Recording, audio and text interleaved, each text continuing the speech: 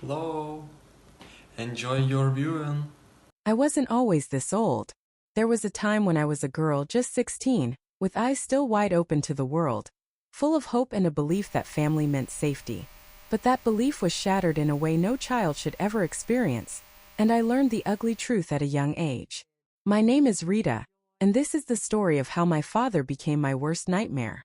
I remember the first time it all changed.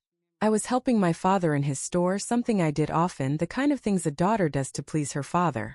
But that day, something in his eyes was different, cold, calculating, like a predator watching his prey. I had no idea what was coming. I only knew the warmth of my father's affection, the pride he took in me, and how everyone in our small town looked up to him as a successful businessman, a man of respect. It was supposed to be a quiet evening. The store had closed and it was just the two of us. He had asked me to sit on his lap. I didn't think much of it. Felt odd, sure, but I was his little girl. I'd always sat there before, or so I thought. But this time it wasn't just a fatherly gesture. His hands, which had once been the hands of a protector, began to wander, to touch me in ways that made my stomach twist in confusion and fear. I tried to stand up, but his grip was too strong. His voice, normally soft and reassuring, became rough and cold as he whispered threats in my ear. "You don't say a word, you hear me? You don't tell anyone. No one will believe you. And if you do, your life will become a living hell." I froze, too afraid to scream. I knew what he was capable of. He wasn't just my father anymore. In that moment he became something darker, something monstrous, and my world crumbled. I could feel my heart pounding in my chest, my legs trembling, my mind spinning with the overwhelming realization of what was happening. It wasn't supposed to be like this. It wasn't supposed to be my father. After that night, I became trapped in my own home. Every day, every hour felt like a weight bearing down on me. I had no one to turn to. My mother, a fragile woman who spent most of her days in bed due to an illness that no one seemed to want to acknowledge, couldn't protect me. She barely even noticed. How could she? She was too busy being broken by her own demons. But I couldn't stay quiet. I couldn't let this go on. Not forever. And when I realized my father had turned his attention to my little sister, Sally, I knew I had to do something. I couldn't let him destroy her innocence, too. It wasn't a decision made in a moment of anger. No, it was colder than that. It was a plan that took root in my mind, slowly but surely, like ice creeping down my spine, making me realize that the only way out was through. I had to protect Sally. And to protect her I had to make a choice, one that would change everything. I was 16, but in that moment I understood what I had to do.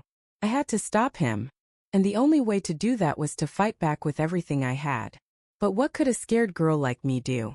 What choice did I really have? You know, darling, how hard it is when you're not a child anymore.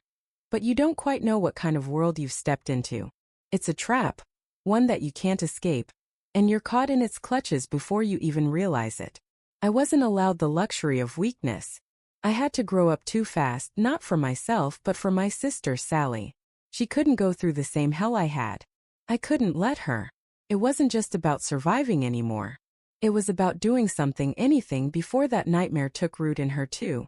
It was a decision made in silence, a resolve forming inside me that nothing and no one could shake. I couldn't ask for help. I couldn't explain. They didn't have the strength, the understanding to truly know. I knew it in my bones. The fear, the hatred, and the realization that if I didn't act now, I would lose her just like I lost myself. Those first nights I sat in the dark, pretending to be asleep as the house settled around me. But it was never peaceful. Every little sound made my heart race. The creak of the stairs, the door opening slowly, the unmistakable sound of Tom coming home. I learned how to hold my breath, how to let my heart pound without moving. It wasn't fear of the dark that gripped me anymore. No, it was fear of him. I could feel his presence even before he stepped inside, and the very air around me grew heavy with dread. He had never been the man people thought he was. Not in our home. In our little town, Tom was a pillar, the successful businessman everyone admired. But behind closed doors he was a monster, and I had learned to hide from him, to keep silent, to do whatever it took to avoid triggering his wrath. I learned how to read him, to recognize the warning signs of his moods, how his footsteps changed as he got closer, how his hands would shake with impatience, how his words would soften, but only to make the blow hurt more. But it was getting harder to pretend that everything was normal. The fear of his touch, the fear of what might happen if I resisted, was eating me alive. It wasn't just about me anymore.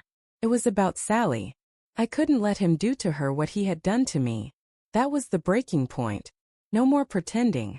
No more hiding. I had to stop him. And the first step was realizing something crucial. If I couldn't get out, then I needed to find another way. I spent weeks planning in silence, watching, listening, gathering any shred of information I could. Tom's finances, his debts, were my first real discovery. There was more to his desperation than just the need to keep up appearances. I overheard conversations at the store, late-night phone calls, words exchanged in hushed tones about loans and money he didn't have. I knew something was wrong, but I couldn't fully piece it together. Not yet. It wasn't until he left town for a few days that I saw the opportunity. The store was empty and I was alone. My heart pounded in my chest as I walked into his office, a room I had avoided for years.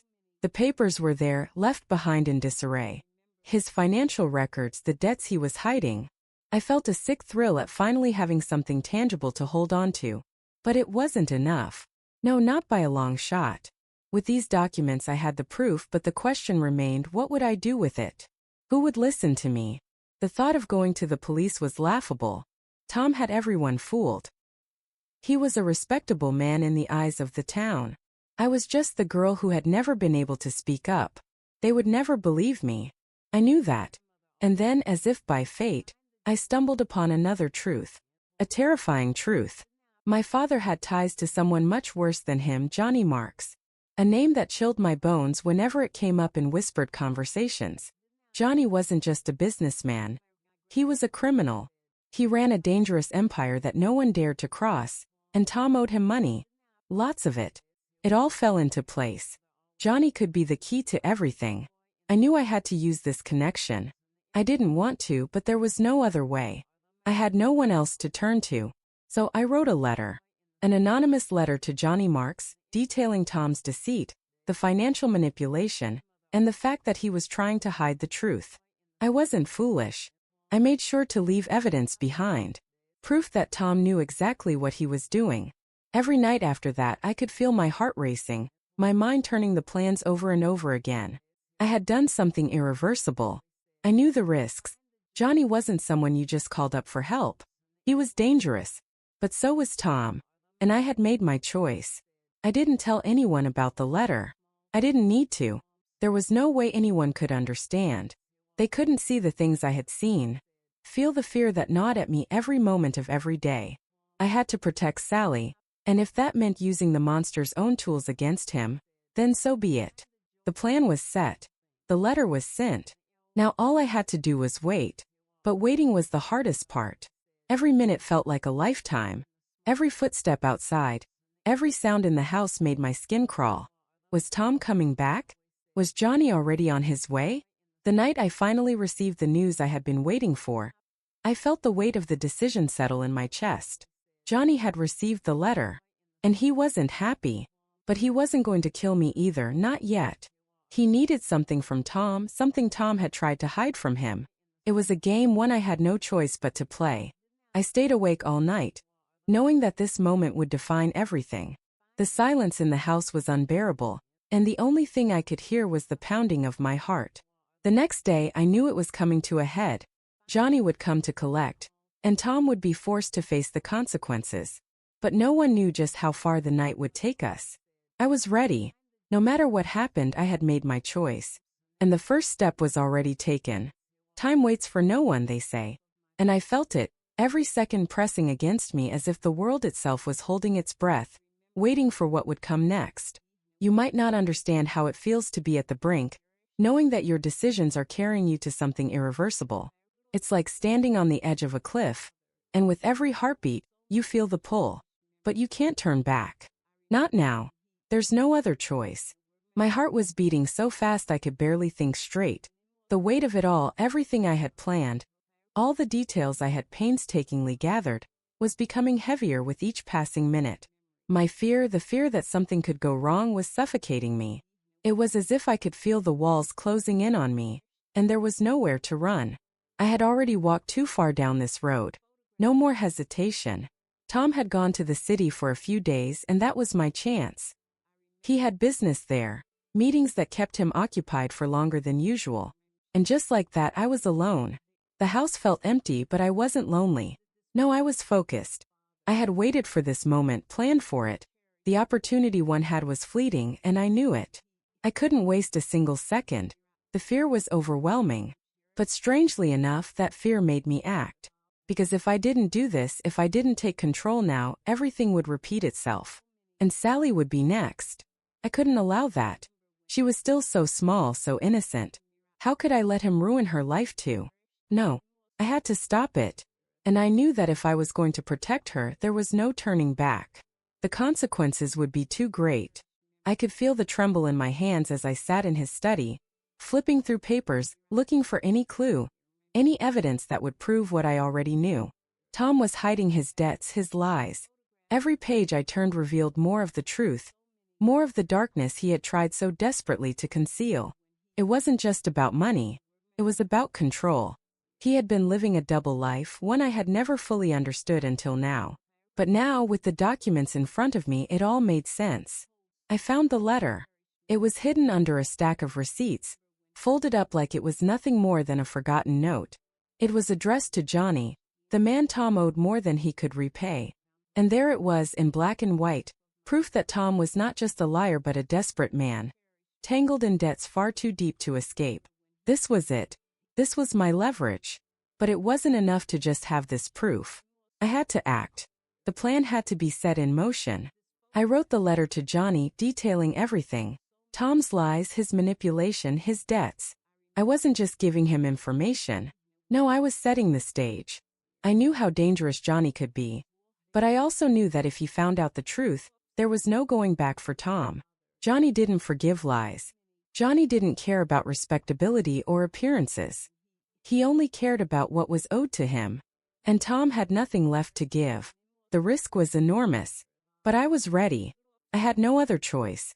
I wrote the letter with my own hand, made sure to leave evidence, papers and documents that would lead Johnny straight to Tom's deceit. I didn't think about the consequences.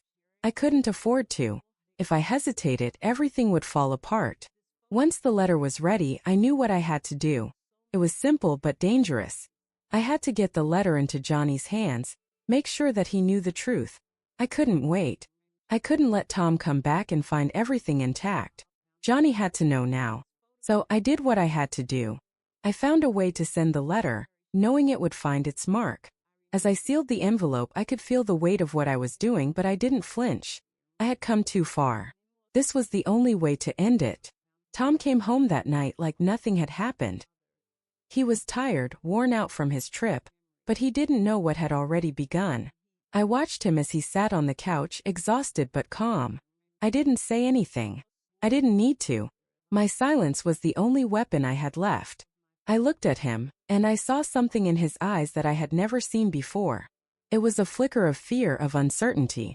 He tried to hide it, but it was there. And in that moment I knew I had him. He didn't understand it yet, but he would. He had no idea that I had already set the wheels in motion. I could hear him breathing, his voice soft and steady as he spoke about his trip, but his words seemed to fade into the background. All I could hear was the pounding of my own heart. This was it. This was the moment when everything would change. I had already made my move. I had already sent the letter. And now there was no turning back. As he settled in for the night, I stayed still. I didn't let him see the tension in my body, the fear that still gripped me. But I knew I was no longer that scared little girl. I had taken control. And it was time for him to face the consequences of everything he had done. The silence stretched on, heavy with anticipation. I didn't need to speak. I didn't need to do anything more. I had already done it. I had set the pieces in motion, and now I just had to wait. The night dragged on, each minute feeling like an eternity. And as I lay there in the darkness, I knew that I had crossed a line. There was no going back from this. What I had done was irreversible.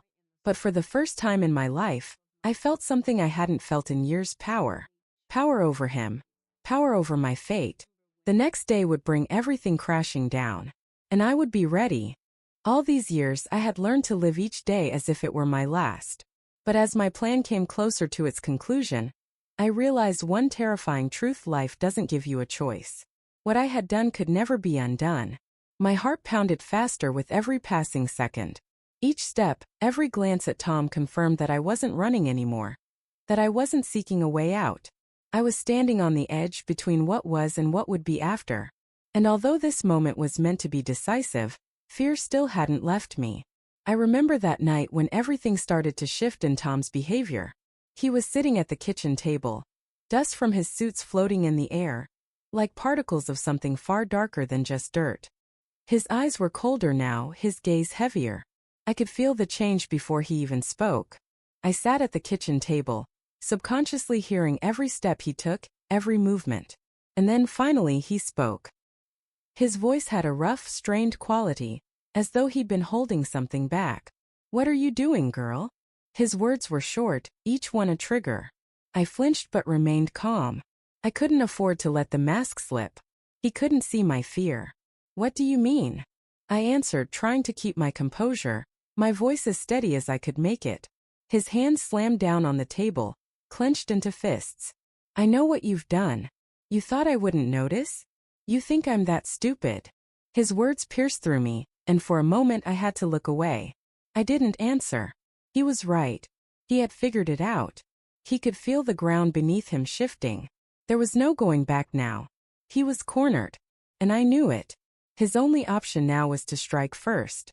In that moment, everything became clear. If I didn't act now, if I didn't make a decision, everything could change in an instant. He could take a different path, a path of violence, of destruction. I couldn't allow him to break me, not now. Not when I had come this far. His eyes were filled with fury, and I knew that he was ready to act. But I wasn't the defenseless girl I had once been, the one too afraid to even speak up. I could feel the change in myself. I felt the strength surging inside me, and though my heart was in my throat, I knew what I had to do. I stood up. He understood. He saw the shift in me, saw that I wasn't backing down anymore. My hands trembled slightly, but I channeled all my resolve into my movements. Felt like the final test. "If you want to talk to me, let's do it without the lies," I said, meeting his gaze. Tom took a step forward, but it wasn't as fast as he usually moved. I could see it on his face, his anger, his confusion. He was no longer the commanding father I once knew. His control over me was slipping, and he knew it. I stood before him, and in that moment I understood. My decision, the path I had taken, had changed everything. What I had done in the past had given me a chance at true freedom. I no longer feared him. Not anymore. "You don't control me," I said, my voice filled with finality. The silence between us was deafening. For a moment I thought he might lash out, but he didn't. Instead, his face twisted into a sneer. A humorless, cruel smile that sent chills down my spine. But I didn't flinch. This time he didn't have power over me. I took a step back, my chest heaving as I struggled to breathe. Every fiber of my being was screaming, but I forced myself to move. The door was within reach, and I walked toward it without hesitation. No one stopped me. As I stepped out into the night, I felt something I hadn't felt in years. It wasn't just relief, it was freedom. I had broken free of him, broken free of the chains he had wrapped around me. But I knew that what lay ahead was uncertain. The next steps would be dangerous, but I had made my choice. The next day, I found out just how much I had underestimated the situation. Johnny had come to the store. I knew it was only a matter of time before everything collided. Every move, every second would now be crucial.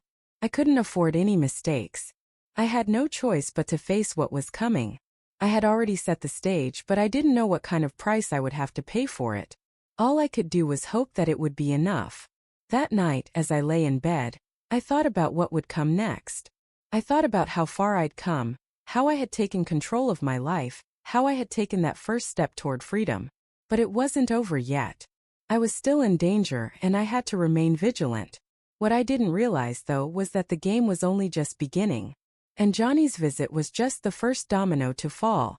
Anyone who has lived through nightmares knows that you can't just keep going as if nothing happened. The shadows of the past linger in every step, in every breath. Even though I had done everything I could to stop my father, I knew deep down that this was just the beginning. Once I broke free, once I made that first step toward truth, I realized my life would never be the same again. I couldn't go back. And I didn't want to. That night, when I left the house, was decisive for me. It was like the world around me shifted, and I began to see myself in a new light. I wasn't the helpless girl I once knew. But the truth was that I was left alone with all the pain that now burned within me. I had chosen the hardest path, and it was never going to be easy. Tom was gone. He had left for a few days, and that gave me a chance to seize control. Everything was falling into place as I had planned, but each new step seemed harder than the one before. The problems didn't vanish, but for the first time I felt strong. I began to act without hesitation, without second-guessing myself, as I had never done before. But the worst was yet to come. There was no way back now. My father wasn't just a victim of circumstance. He was the monster. And now, with all his partners betraying him, he had become completely unpredictable. I saw it in his eyes when he came back home for the first time after I had sent that letter to Johnny. His gaze wasn't just filled with anger. It was something darker, something that reminded me of his fight for survival. And I knew that he would strike. I returned home, gathered the remaining documents, took anything that could become the final piece of evidence, and set off to the police. I couldn't hold this inside anymore. This was more than just a fight for survival. It was a fight for truth, for justice, for everything that had happened, for everything I had taken from him. I didn't know if anyone would believe me, if there was anyone who could stop my father. But I knew one thing. I could no longer stay silent. I had come this far, and now there was no turning back. If I stayed quiet again, I would be just like everyone else who had done nothing while all of this happened. After I sent everything to the police, I felt a rush of adrenaline pass through me. I didn't know what would happen next. I was scared, but I was determined. Would his actions be a consequence of what I had done? Would I be able to give my sister Sally the hope she had always lacked? And what would the consequences be for me? Sally was the last person who was still close to me. She didn't know anything about what I had done, but I could see the trust in her eyes. I didn't want her to suffer because of all of this. I did it not just for myself but for her. When I returned home, I began to notice strange changes. Everything felt silent, like the calm before the storm. I had just begun to accept that I had done the right thing when someone knocked at the door. My fingers trembled as I approached the window and saw two men walking toward our house, both of whom I knew all too well. It was in that moment I realized that the choice had already been made. I had done everything I could, and now there was no turning back. The feeling I had in that instant was indescribable. It was a moment where I felt truly free. Now I couldn't change anything, and any move I made could be my last. The two men stopped in front of the house, their presence almost suffocating. I could feel my heart racing as I stood there, knowing this moment had arrived. I wasn't ready, but I was prepared. The air around me seemed thicker, as though the walls themselves were closing in. I stood frozen, not knowing what to do next. One of the men, the taller one, knocked again. This time the sound was louder, more demanding. I couldn't move. I couldn't think. For the first time in years, I was completely still, locked in place by a mix of fear and resolve. The minutes felt like hours. I could hear my heartbeat in my ears. I couldn't breathe. What was about to happen? What was Tom planning? I knew his anger was like a storm, and now it had nowhere to go. And those two men? They were here because of him, because of what I had done. They were the ones sent to silence me. I had made my choice, but it wasn't a choice without consequences. I had given up everything. My freedom, my family, my past. Now I was staring into the unknown, not knowing if what I had done was enough to keep me safe, to keep Sally safe. But the weight of the silence broke when I heard the door creak open. My legs shook as I finally took a step toward the door, my hand reaching out as if to stop it, but I knew that nothing could. I had crossed a line, and now there was no going back. When I opened the door, the two men stepped inside. They didn't need to say a word.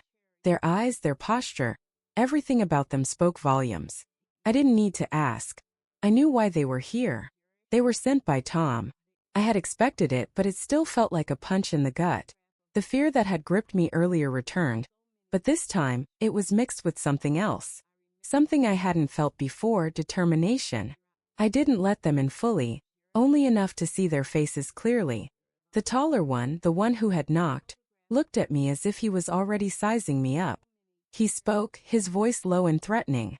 "You're Rita, right? We need to talk." His words hung heavy in the air, thick with intent. I could see the tension in his stance, the way his hand rested near his belt. It was clear this wasn't going to be a simple conversation. I nodded slowly, my mind racing. I knew I had to remain calm to stay in control. I couldn't let them see my fear. I couldn't let them see me break. "I don't have anything to say," I said, trying to sound stronger than I felt. "You can leave now." The man smiled, but there was no warmth in it. He took a step forward. "You're not in a position to make demands." I clenched my fists at my sides, my nails digging into my palms, but I didn't flinch. Not this time. The choice had been made, and now I had to live with it. This wasn't just about my past anymore. It was about my future. The future I was building piece by piece with every step I took. And no matter how terrifying it felt, no matter how uncertain the path ahead seemed, I was going to face it. I would face whatever came my way. That evening was quiet, but it was the calm before the storm. I stood at the threshold of the house, not knowing what was coming next. My legs trembled, but in my heart was a resolve that had never existed before. Tom, my father, already knew everything, and we were nearing that moment when all the cards would be laid on the table. Just a few weeks ago, I never could have imagined being in this situation. But now everything was clearer than ever. I heard the footsteps. At first, they were distant, but with every step they became more distinct. And I knew that they belonged to him. He had come. I had been waiting for this moment. The silence in the house was oppressive, the air around me heavier than ever before. My hands trembled again, and I could feel my heart pounding in my chest. Since the day I had decided to take action, I knew there was no turning back. I had thought that what I did would bring me peace, that it would give me a chance to finally live without fear. But I didn't know that a bigger storm was coming. I was ready, but it was only now that I truly understood the seriousness of my choice. Tom stood in the doorway, his face contorted with rage. He looked so terrifying that I could barely hold my emotions in check. But I was stronger than I had ever been. I could feel my determination, and I knew that not even he could break me now. "You did this, and now you'll pay the price." His words shattered the silence. I couldn't say anything. I just stood there looking him in the eyes. I was no longer afraid. Whatever he said, I had made up my mind, and I was firm in my decision. "You have no idea what's going to happen now," he sneered, and I could see his face twist with despair. "But you'll pay for this." He took a step forward, but I remained still. There was no more fear. I knew what I had done was the right thing. And this moment was decisive. It wasn't just about him anymore, it was about me. I had done this for myself, for my sister, for everyone who had suffered. But just as I took a step, I heard a knock at the door. The whole house seemed to shudder, and everything froze in that one moment. It was the police. I knew my actions had led to this. Tom stepped back, his face expressionless, and I saw him realize that he couldn't win. They grabbed him and led him to the car. He could no longer deny it, he could no longer accuse me. His face became empty as they escorted him out of the house. But in his place, I saw only emptiness, the void that remained after everything I had done. I had done it. I could finally breathe a sigh of relief, but that relief was not what I had imagined. In that moment, as I closed the door behind them, I realized that I was no longer the person I had been before. My journey hadn't been easy, and I knew I would face many more trials ahead. But one thing I knew for certain: I had done what I was supposed to do, and my life would never be the same again. It would be mine, and I would control every step of it. I walked over to the window and looked out as their car disappeared into the distance. It was over.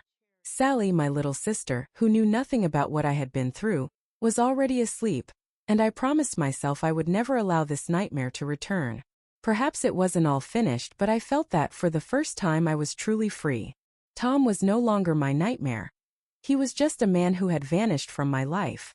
And now, as I became stronger, I felt that one day I would rejoice in this. But for now, I was left with the shadow of what I had endured. And no matter what, I knew one thing: I would start living again. Thank you for watching this video. I really appreciate it. I want you to write from where in the world you are watching this video and to write in the comments that you watched it. Thanks for watching. Bye.